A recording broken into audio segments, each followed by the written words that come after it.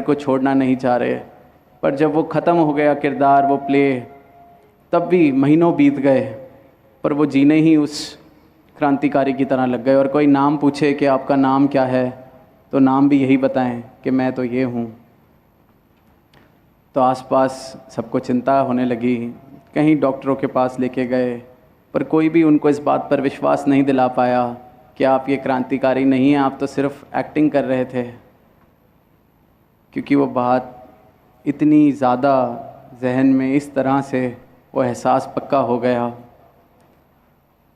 कहते हैं कि फिर उनको एक लाई डिटेक्टर मशीन के पास भी बिठाया गया।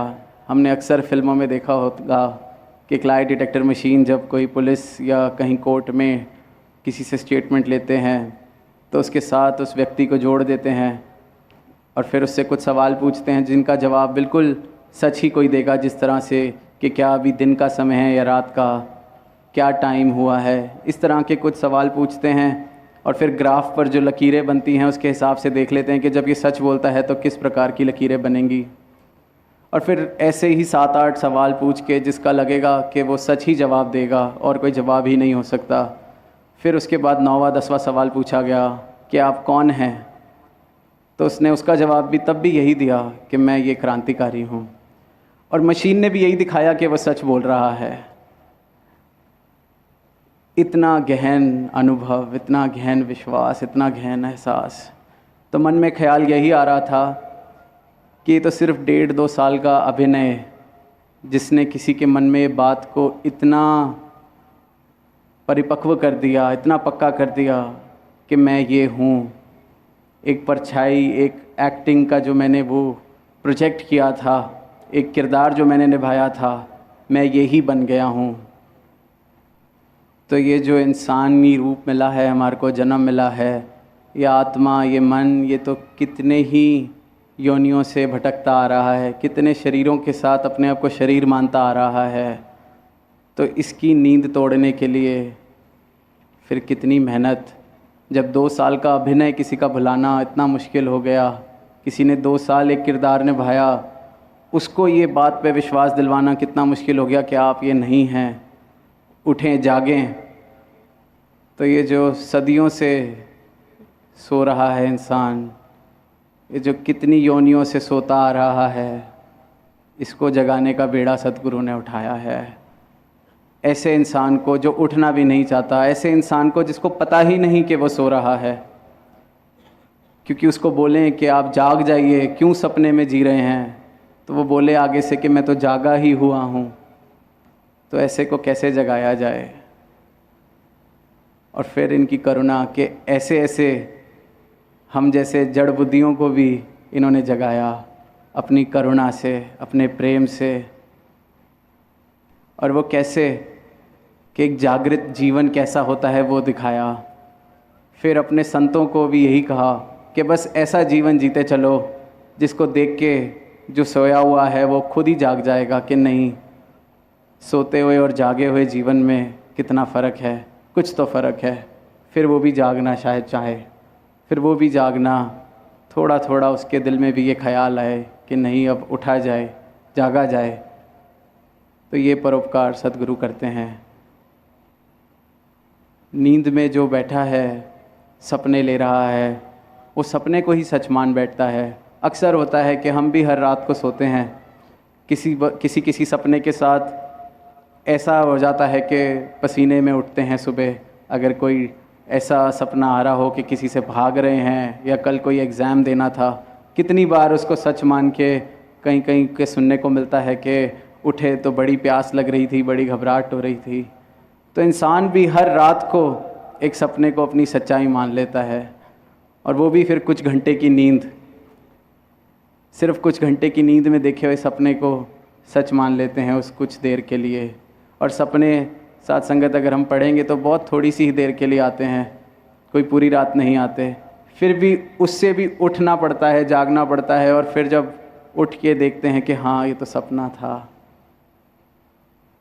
तो फिर ये जो जीवन जो अंधकार में ही और निंद्रा में ही जिया जा रहा है, इतनी गहरी निंद्रा कि ये जो मैं आसपास देख रहा हूँ सिर्फ यही सच, तो इससे जागता है जो फिर तभी उसके ऐसे भाव बनते हैं कि कितनी कृपा हुई मेरे ऊपर, कि मैं किस दौड़ में, किस झूठ को सच मान के अपना पूरा जीवन गंवा रहा था।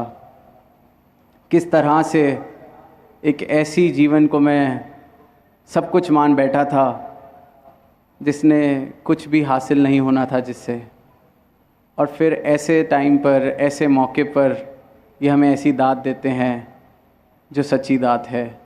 ये मेरा मुझसे परिचय कराते हैं कि मैं कौन हूँ। और सारी दुनिया ही सिर्फ इस सवाल का जवाब ढूंढ रही है कि मैं कौन हूँ।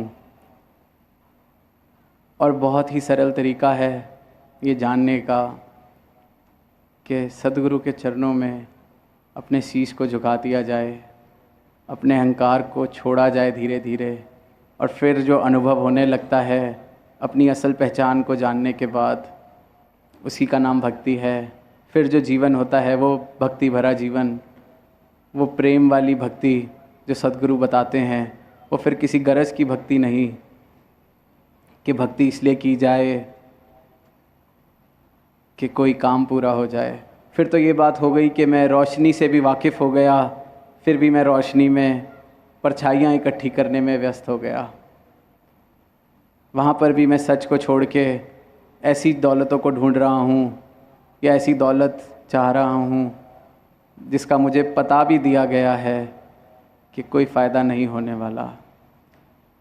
तो ये जो दातें हैं ये दुनिया में जितनी भी हैं, चाहे वो एक घर है, कपड़े है, एजुकेशन है, जो भी है, वो सब बहुत मुबारक है। ये जीवन मिला है तो इसको जीने के लिए इन सब की ज़रूरत भी बहुत है, पर उसको इस एहसास के साथ उसका उपयोग किया जाए कि ये सब कुछ नहीं, ये सिर्फ़ इस तन को सहूलत देने के लिए इस यात्रा में अपना सहयोगी बनाना है, अपना सब कुछ नहीं। और जो मैं हूँ, जिस ज्योत का अंश मुझे बताया गया है, मैं ये हूँ। तो फिर जब इस ज्योत की तरह इस एहसास में ये जीवन जीने लगते हैं तो बहुत ही सुंदर जीवन, प्यार भरा जीवन, फिर ऐसा जीवन हिस्से में आता है जिसके प्रेम से हर जगह प्रेम उठने लगता है। चाहे वो मेरा अपना घर हो, चाहे मेरे अपने रिश्ते हों, चाहे फिर कभी अगर दुनिया में देखते हैं कि किसी ने किसी का दिल दुखा दिया तो ज़िंदगी भर के लिए फिर वो रिश्ता ख़त्म, फिर रंजिश पर उतर आते हैं, फिर बदला लेना चाहते हैं। पर जहाँ ये सद्गुरु का दिया हुआ प्रेम बस जाता है, वहाँ या तो कोई माफ़ी मांग लेता है या फिर कोई खुद ही विशाल इतना हो जाता है कि कहता है कि चलो उसको माफ़ी मांगने की भी ज़रूरत नहीं, मैंने वैसे ही माफ़ कर दिया। क्योंकि फिर इतनी मिठास जब हो तो फिर मिठास को छोड़ के कोई कड़वी चीज़ क्यों खाना चाहेगा। तो ऐसे ही ये जो ब्रह्म ज्ञान है, इसके द्वारा जीवन में ये प्रेम, ये मिठास, ये जो आ जाती है, वो फिर खुद तक सीमित नहीं रहती। वो ऐसा नहीं है कि एक कमरे में बंद होके कहीं आनंद लेना है। वो तो फिर ऐसा है कि जहाँ जाओगे अपने साथ आनंद अपना साथ लेके चलोगे। अपने आनंद की तरंगों से औरों तक भी खुशी पहुँचाएंगे।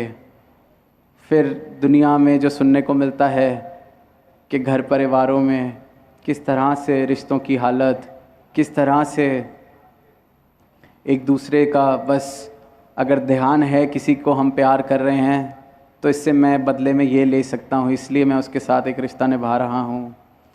फिर इन सब से ऊपर उठ के ब्रह्मज्ञानी अपना जीवन जीता है। वो प्रेम सिर्फ इसलिए करता है क्योंकि उस प्रेम को करते वक्त, उस प्रेम को अनुभव करते वक्त उसको आनंद आ रहा है, किसी दिखावे मात्र के लिए नहीं।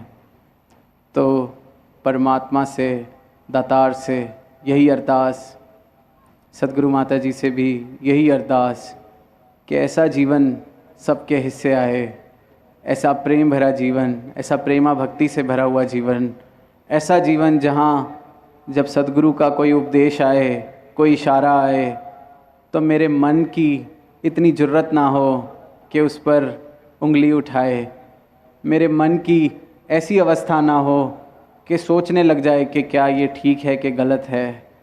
ऐसा जीवन, ऐसी अवस्था सबके हिस्से में आती जाए सबका जीवन और निखरता जाए, सबकी भक्ति और निखरती जाए, सब बहुत ही सुंदर तरीके से इस भक्ति की राह पर इस जीवन को भी जिएं। जो जीने की कला इस जीवन को हमें सद्गुरु से मिली है, इसी कला को निभाते हुए, इसी कला का उपयोग करते हुए इस जीवन को भी जिया जाए और साथ साथ समाज में भी परोपकार करते चले जाएं। साथ संगत जी प्यार से कहना दान रखा।